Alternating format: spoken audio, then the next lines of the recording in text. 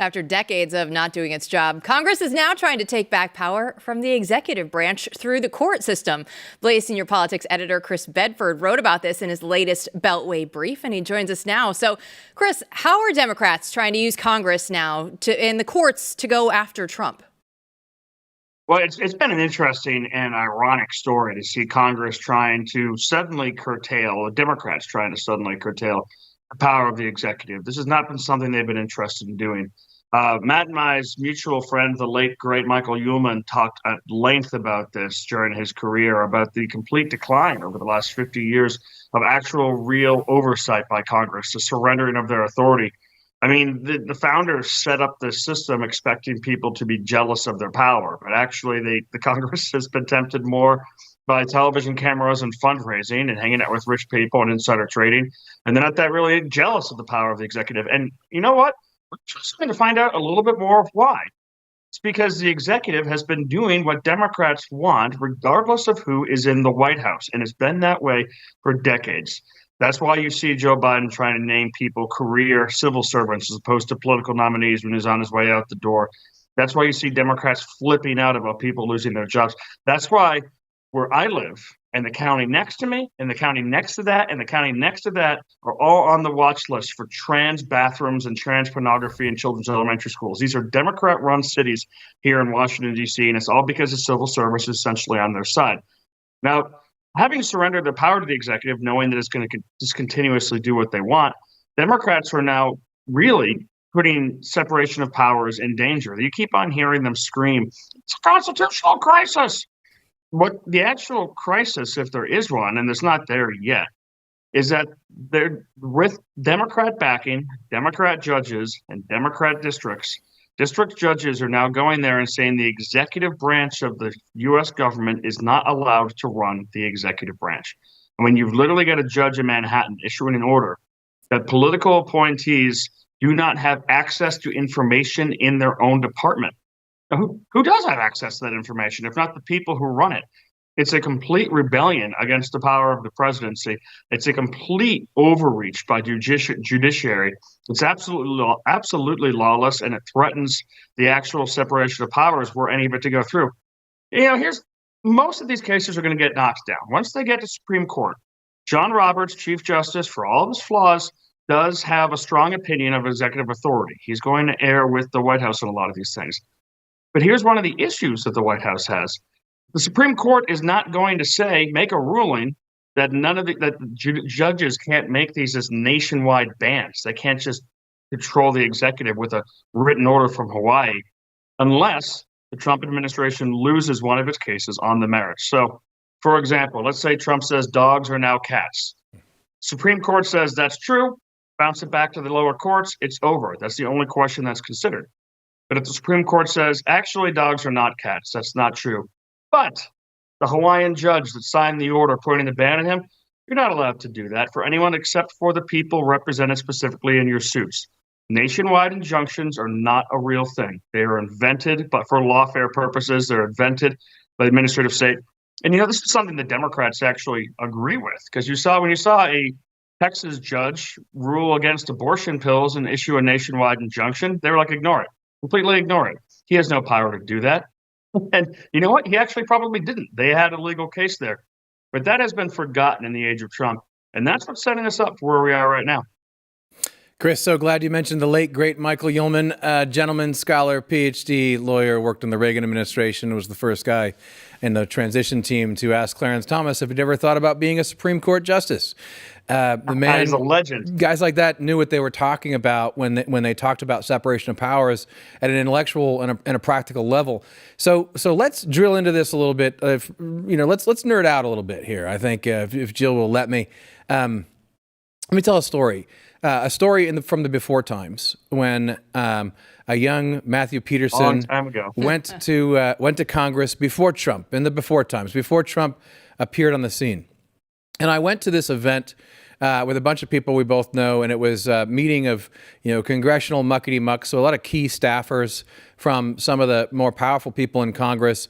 And they were talking about what to do about healthcare at the time. Remember Obamacare? They're all Republicans, okay? And one of the guys there, who's from the Ullman, the Claremont, the Hillsdale sort of crowd, is looking at them as they're talking. And they're all talking. These are congressional, right, high-ranking staffers, powerful people in Congress. And they're all talking about how the courts will take care of the problem. Ultimately, Obamacare is unconstitutional, whatever, but, I'm hoping this will go through the courts this way, and then the courts will take care of the problem. In other words, it's the reverse image of exactly what you're talking about with the Democrats in Congress now going to the courts to solve the problem. And the Hillsdale Claremont guy, kind of stopped them all and looked at them like, isn't this the United States Congress?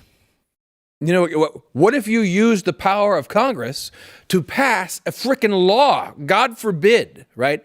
And I wonder, in this case, they're doing the same thing. Republican, Democrat, doesn't matter. If they're in Congress, the first thing they think about a lot of times is not what they can do, right? Because they don't consider themselves passing laws. They don't consider themselves as having serious oversight power. But they look to the courts and say the courts should adjudicate this, or I should use the courts, rightly or wrongly, against my enemies. So do you think in this case, they're going to find out, I'm assuming, that the district court and these things mean nothing. Like you said, it's not a thing. They're probably not going to have an effect. But could we actually get to the point, if Trump keeps pushing, where Congress actually tries to use its power to legislate again?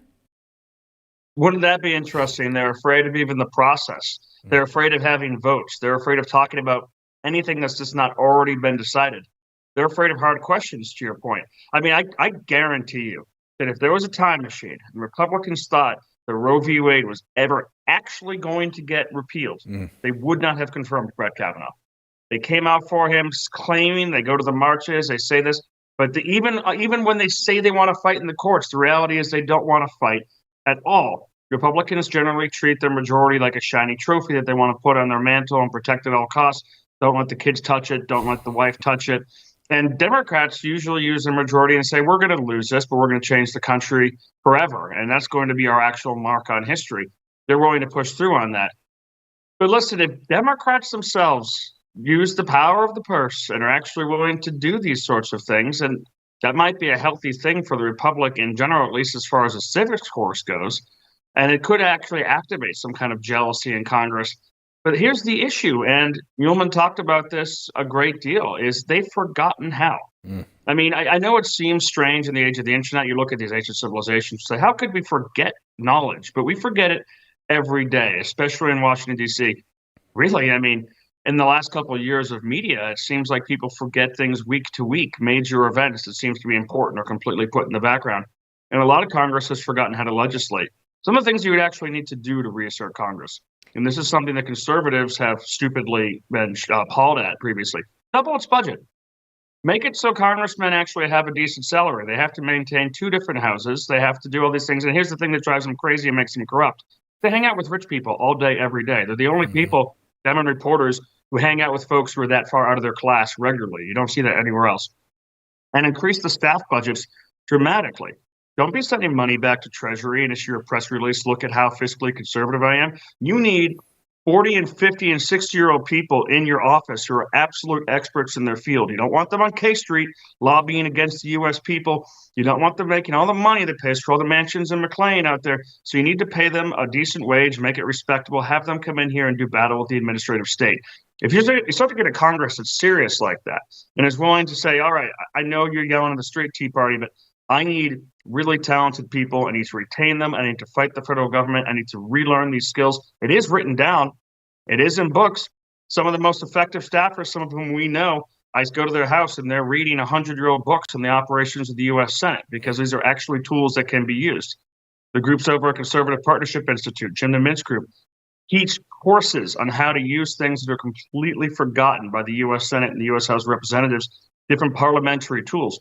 That's one of the things that Mitch McConnell actually was a master at. Before him, Harry Reid was a master of this. Parliamentary procedure, the histories of the Senate, and how to twist things and get your way. And as you'll notice, Harry Reid and Mitch McConnell both got their way a great deal.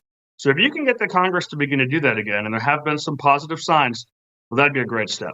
Yeah, I love that. You're like everybody that's out there on Capitol Hill. They've forgotten all the things. But my favorite line that you're talking about was your unelected 23-year-old staffers that are running Capitol Hill that was there in today's Beltway brief. So if we're saving so much money in all these other places right now, I mean, maybe some of these staffers on the Hill can actually get a pay raise and we can get some more experience back in there. And then you have people that are ready to actually go up and battle the deep state, because that's what we need at this point in time, are people that aren't just, 23 years old, that are just fresh out of college, that are trying to come up here and figure out how to take down this giant behemoth.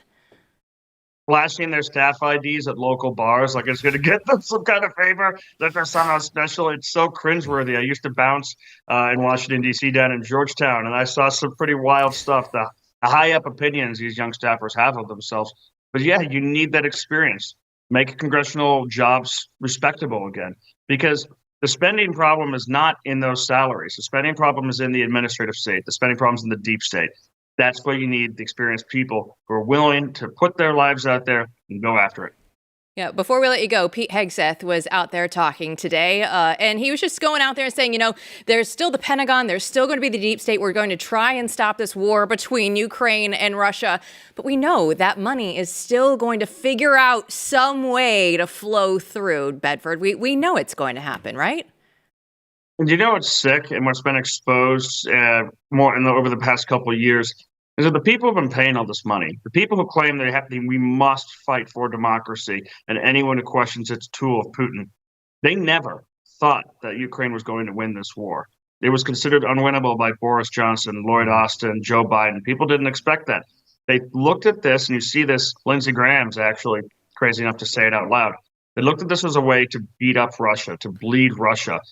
And they use other people's armies, little green men, other people's lives, other people's sons and daughters, wives, mothers, sisters, aunts and uncles to go out there into a meat grinder that America would pay for all this corruption that you see all throughout the Ukrainian government. And of course, that Russia has a fair share of all those things as well. And they never even thought they were going to win. So when they start to roll their eyes and get mad at Pete Hegseth for saying, no, we're not doing NATO. And by the way, you could have actually negotiated a better truce with Russia originally when Ukraine was negotiating before it was torpedoed by Boris Johnson, that villain. Then you realize that they're full of it, that they're not actually serious, that they never actually wanted peace. This is just a proxy war using Europeans to fight other Europeans. And hopefully Hegseth can really do something about that with Donald Trump's negotiations. Well, I hope that the snow in D.C. doesn't affect your interview. I know you're going to have Congressman Brandon Gill on this show for later in the week. He's one of our favorite congressmen because he came on the show and he was like, I'm going to count my success based on the number of illegals that get deported in my first 2 years. And I'm like, you know what? If you're going out there and saying that before you've even gone in and taken the oath, we can get along with you. He's wonderful. I was in his office earlier this week setting up an interview. The snow has screwed up his schedule, so I'm working to get that right now. But we may have a very special guest on in his stead. All right. I'll let that go because I think I know. And I think that the people at home will be very excited for that as well.